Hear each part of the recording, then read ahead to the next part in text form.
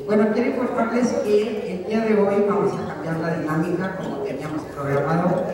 Vamos a seguir la dinámica inicial, que era cada ponente exponía, habíamos un tiempo de preguntas y luego pasaba sucesivamente un ponente tras otro. En esta ocasión vamos a hacer una dinámica combinada.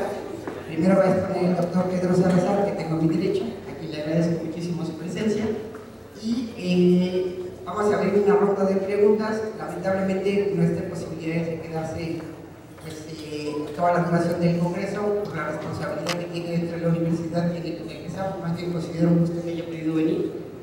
Y el resto del tiempo seguiremos con la dinámica que tuvimos los otros 2 días. ¿Les parece bien? Bueno. Pues bienvenidos. Pedro Salazar, el doctor Pedro Salazar nos va a presentar un trabajo que se llama La teoría de la democracia de Roberto Bobbio a la luz de los desafíos del presente. Él es doctor en filosofía política por la Universidad de Turín, Italia. Recientemente ha sido nombrado como director del Instituto de Investigaciones Políticas de la UNAM. Las principales líneas de investigación giran en torno a las precondiciones y condiciones que hacen posible la vigencia de los modelos democráticos constitucionales. El doctor Salazar Mifrate ha sido profesor invitado de las universidades de Turín, Aosta y Siena, en Italia, y en el Centro de Estudios Políticos y Constitucionales de Madrid. Coordinador de la Cátedra Extraordinaria Benito Juárez de la Universidad Nacional Autónoma de México y miembro del Sistema Nacional de Investigadores de Nivel 3. Entre sus publicaciones destacan La democracia constitucional, una radiografía teórica y legalidad, Estado de Derecho y democracia. Muchísimas gracias y bienvenido, Pedro.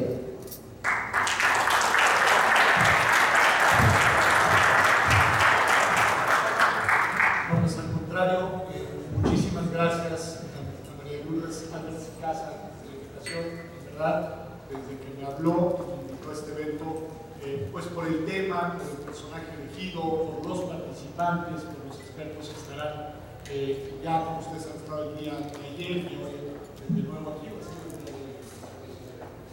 el último día, y además pues también por su gusto compartir la mesa, y lamento en verdad tener que retirar antes de escuchar las intervenciones de un poco de crédito que los quienes les agradezco antes de estar aquí también. Yo en efecto lo que voy a hacer es una reflexión que gira alrededor de las premisas básicas de lo que era, digamos, la propuesta del modelo democrático de Roberto Bobbio, asumiendo que las premisas de la democracia bobbiana se evolucionaron y se materializaron en lo que hoy podemos llamar, y explicaré qué es y cuáles son sus piezas, teóricamente el modelo de la democracia constitucional. Frente a ese modelo democrático constitucional, lo que haré será delinear dos alternativas teóricas, pero que tienen referentes prácticos en el mundo actual. Una alternativa de un modelo de democracia elitista y una alternativa de modelo de democracia populista. Frente a estos, digamos, 3 modelos teóricos, haré una reflexión sobre el presente en América Latina y también algunas referencias sobre los problemas que actualmente enfrentamos en el país. De esta manera creo cumplir con el objetivo principal de la ponencia, que es desde las premisas conceptuales y teóricas del pensamiento democrático de Bobbio, mirar a la realidad y mirar, digamos, a la situación de nuestros países en la región latinoamericana y de México en general. A ver, digo algo muy básico, sobre todo para los bobbianos. Bobbio tenía una concepción formal de la democracia, pero no por eso una concepción débil de la democracia. Roberto Bobbio consideraba que la democracia era una forma de gobierno de todo, que esa forma de gobierno se traducía en un conjunto de reglas, decía Bobbio, unas reglas que sirven para identificar quién va a gobernar y cómo va a gobernar, y a partir de ahí caracterizaba una serie de instituciones, sus 6 famosos universales procedimentales, que en sus primeras versiones no solo para México, sino para América Latina, en las primeras obras importantes de Bobbio, el traductor, y a quien le debemos conocerlas en lengua castellana, está aquí con nosotros Fernández Santillán, José, que fue sin duda quien trajo, digamos, estas premisas del pensamiento bobbiano a América Latina en general. Bobbio lo que decía es: la democracia se expresa, no se reduce, se expresa en 6 reglas precisas. La primera regla tiene que ver con que todos los ciudadanos, todas las personas mayores de edad, sin discriminaciones, puedan tener el derecho de participar en las decisiones políticas, puedan tener derecho de participación a través del voto. Una regla orientada hacia el sufragio universal sobre el presupuesto de que los derechos políticos eran la base primigenia de un sistema de gobierno democrático. La segunda regla, la segunda regla es muy importante porque lo que supone es que el voto de todas las personas tenga el mismo peso. Es decir, que el voto valga lo mismo, que el voto tenga la misma capacidad de impacto en la toma de decisiones políticas.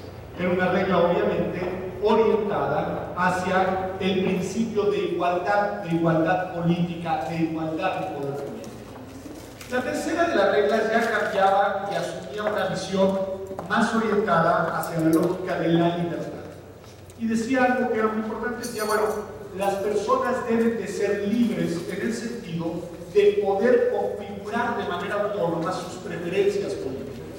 Entonces, no basta con el sufragio universal, no basta con el voto igualitario, sino que también debe haber libertad política para elegir cuál es la mejor opción desde tu perspectiva política.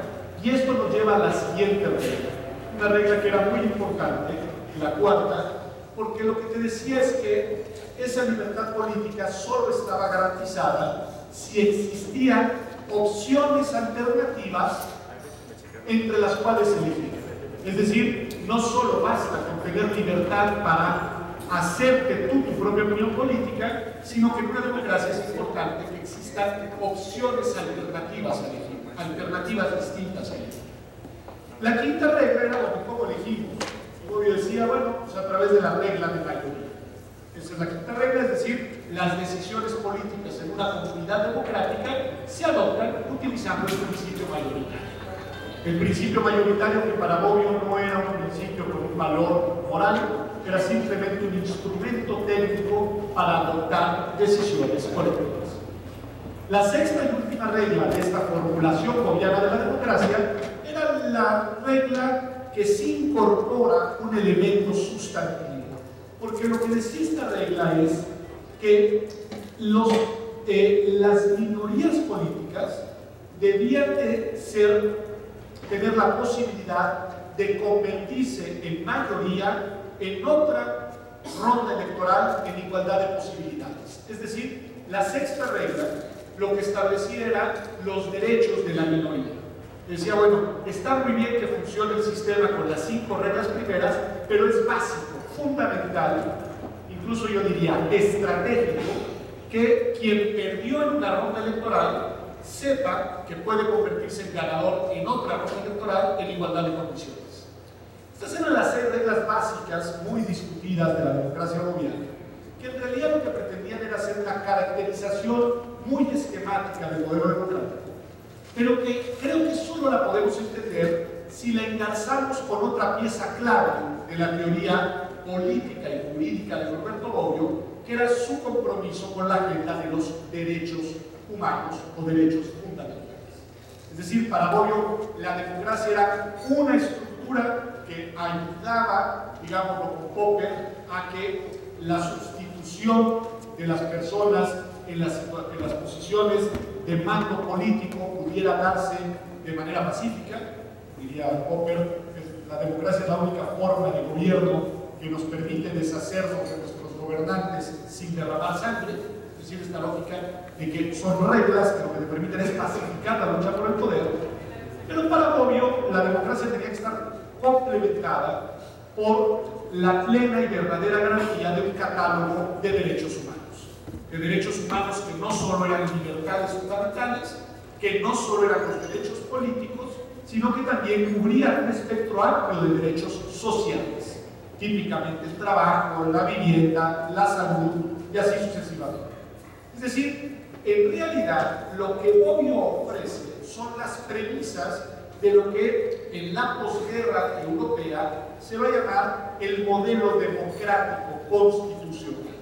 Un modelo que incluye de manera simultánea las piezas de la democracia política, con las del constitucionalismo de los derechos y que une estos dos sistemas en un solo modelo teórico, institucional y en algunos casos real o práctico.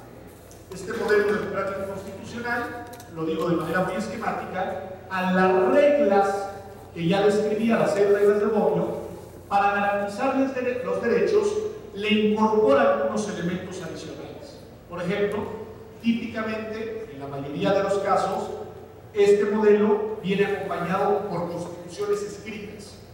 Constituciones escritas, y los abogados decimos, no les aburro con esto, rígidas, es decir, constituciones difíciles de modificar precisamente para garantizar su contenido. Adicionalmente, en todos los casos se incorpora la figura de la separación de los poderes. La separación de los poderes, no solo el legislativo, el ejecutivo y judicial, sino hoy día, pues, por ejemplo en México, también en un conjunto de organismos constitucionales autónomos que tienen como su finalidad principal limitar al poder político y evitar concentraciones de poder. Adicionalmente, en todos los casos, además de las reglas de la democracia, de los derechos humanos, de la Constitución escrita y rígida y del principio de separación de poderes, se incorporaba el principio o la figura de lo que llamamos tribunales constitucionales. Es decir, lo que en México sería nuestra Suprema Corte, para simplificar la historia, que son tribunales que tienen a su cargo la garantía de todo el contenido constitucional. ¿Sí? Este modelito, el modelito de la democracia constitucional, que sin duda tiene premisas teóricas en el pensamiento bobbiano, fue el modelo que cobró fuerza paulatinamente prácticamente en la totalidad de los países europeos después de la posguerra y que se fue también difundiendo, sobre todo en los años 90, y a esto me referiré más adelante, en América Latina. Prácticamente todos los estados latinoamericanos en los años 90, y ahorita diré por qué en los años 90, definieron a sus instituciones políticas con estas piezas, con las piezas del modelo democrático constitucional. Otra cosa, otra canción, otro problema, es si esas instituciones han surtido o no los efectos para los que fueron pensadas.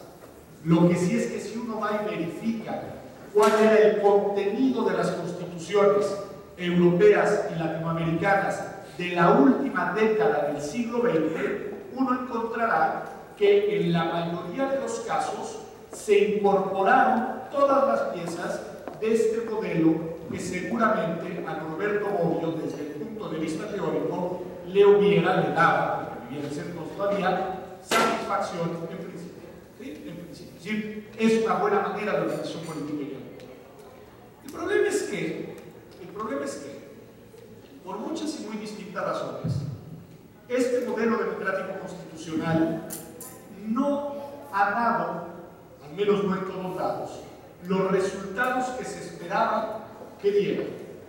Y ha dado lugar, en cambio, a una deformación en dos vertientes de las instituciones aparentemente, diría Michelangelo Bovero, democráticas constitucionales.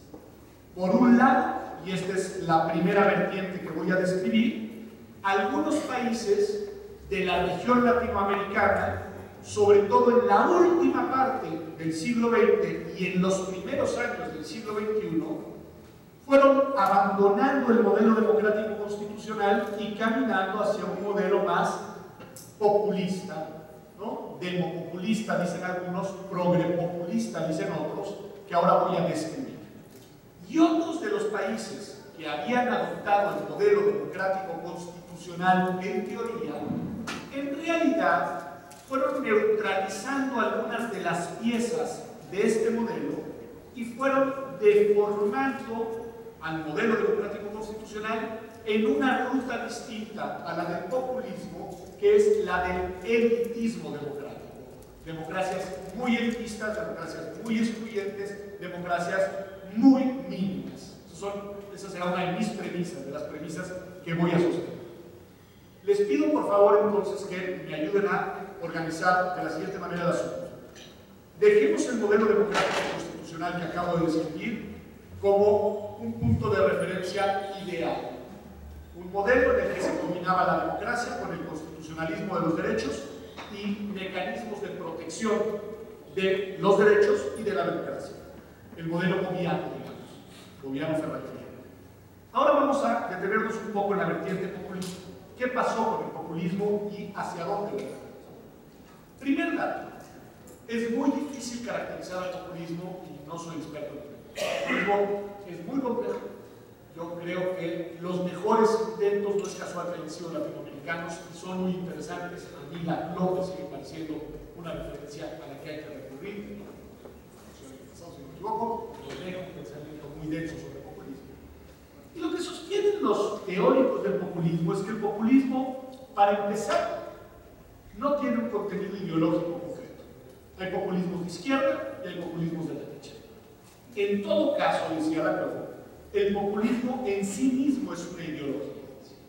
Es una ideología porque lo que supone el populismo es una forma de hacer política, una manera de operar políticamente en el que la lógica de los derechos se desplaza por una lógica clientelar en la cual desde el poder lo que se utiliza es, digamos, un discurso de movilización política constante en el que las masas populares aparentemente son incluidas en la toma de decisiones, pero en realidad la adopción de las decisiones tiene lugar, digamos, en la sede del liderazgo muchas veces carismático.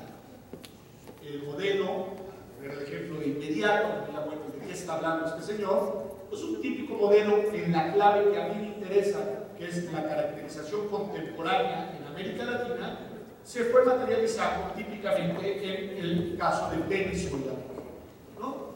Un liderazgo carismático fuerte, con un fuerte discurso popular, con una aparente vinculación muy estrecha entre el líder y las bases populares, con un discurso incluyente e igualitario en principio, y al mismo tiempo con algunos patrones típicos del populismo como los siguientes. Los populismos suelen ser profundamente nacionalistas, ¿no? Hay un discurso de los de fuera y los de dentro, de la patria y los enemigos de la patria, nosotros y nosotros, que esta es la segunda característica típica de los populismos.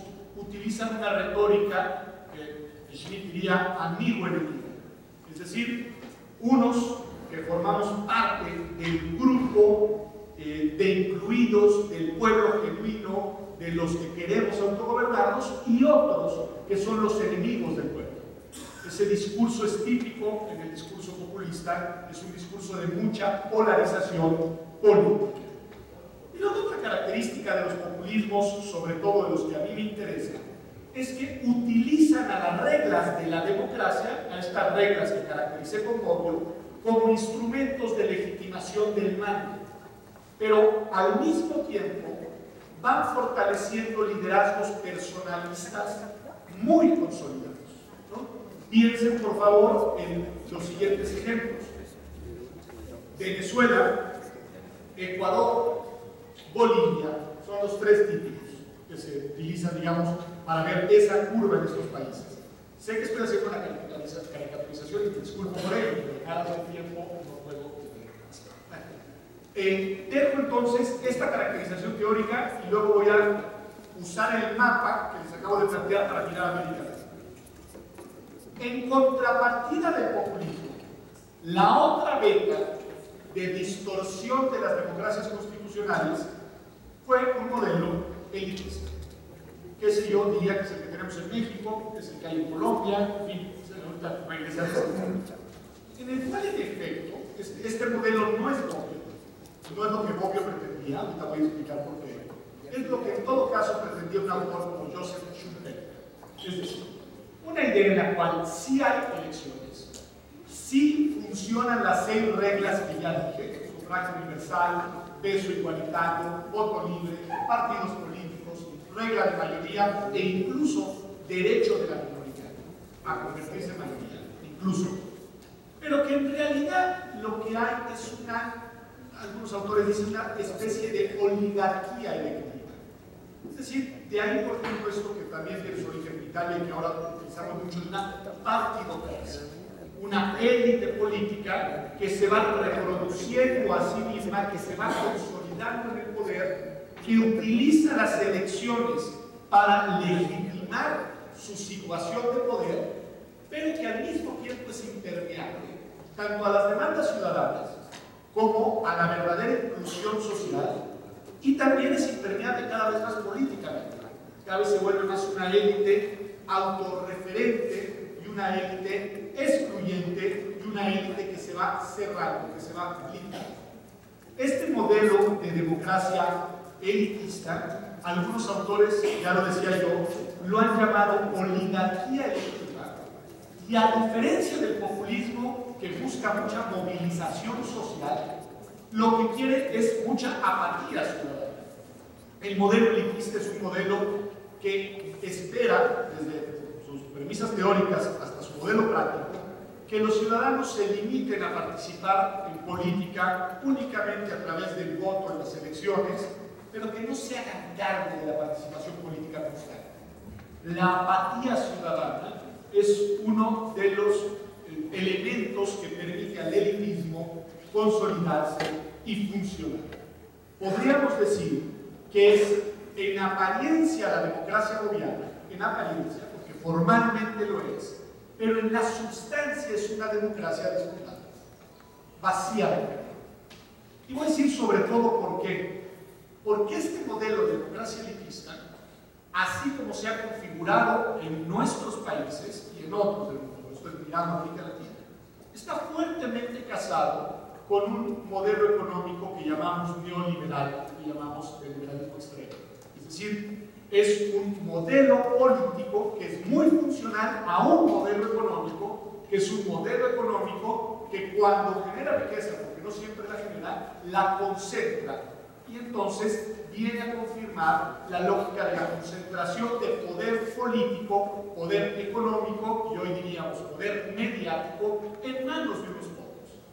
Y si hay elecciones, cada 3 años en nuestro caso, si hay una dinámica aparentemente democrática, pero en realidad no hay ni participación efectiva con incidencia e impacto, ni inclusión política, ni inclusión social. Es un modelo aparentemente democrático en ese sentido. No me gusta mucho. Miro a América Latina para ver qué podemos decir con estos modelos. Nosotros podemos decir lo siguiente, y creo que esta es una premisa. Bueno, dicho esto, ya sigo defendiendo, ya podemos discutir, es discutible, pero en los años 90 del siglo pasado, en América Latina se dieron las famosas transiciones políticas a la democracia. Cierto, acto de hecho. Quedaron atrás regímenes autoritarios de distinto cuño, de distinta caracterización, de distintos, digamos, elementos. En nuestro caso, partido hegemónico, en otros dictaduras militares y así sucesivamente. Y se fueron adoptando por distintas rutas y por distintos motivos constituciones democráticas que incluyen además un catálogo amplio de derechos fundamentales.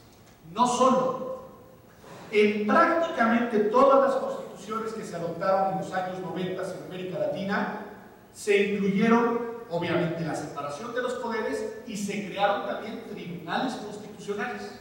Es decir, se adoptó formalmente el modelo de democracia constitucional que a Norberto Bobbio le habría gustado y le había gustado para Europa en principio, ¿no? Simplifica un poco la cosa. ¿En dónde lo podemos ver? Si alguien me dice, bueno, la verdad me pruebas. Pues ya no. Vayan a ver la Constitución colombiana en 1991, la peruana en 93, la argentina en 94, y así sucesivamente. Y se dice, ¿y la mexicana que es de 17? Yo diría, sí es de 17, pero además de que tenía varias piezas ya desde entonces orientadas a este modelo, como ustedes saben, la Constitución mexicana es una de las constituciones más reformadas en el mundo y precisamente muchas de las reformas de los años 90 fueron reformas para irle incorporando las piezas de este modelo que he descrito. otras cosas, la Suprema Corte se convirtió en un tribunal constitucional. Más tarde, pero en los años recientes, las garantías individuales se convirtieron en derechos humanos, en fin, fue evolucionando en esa dirección. Bueno, en los hechos, sin embargo, en esos años, prácticamente en todos los países latinoamericanos, este modelo democrático constitucional, en vez de convertirse en un instrumento en verdad de inclusión social y política, se convirtió, desafortunadamente, en un mecanismo legitimador de las rutinas de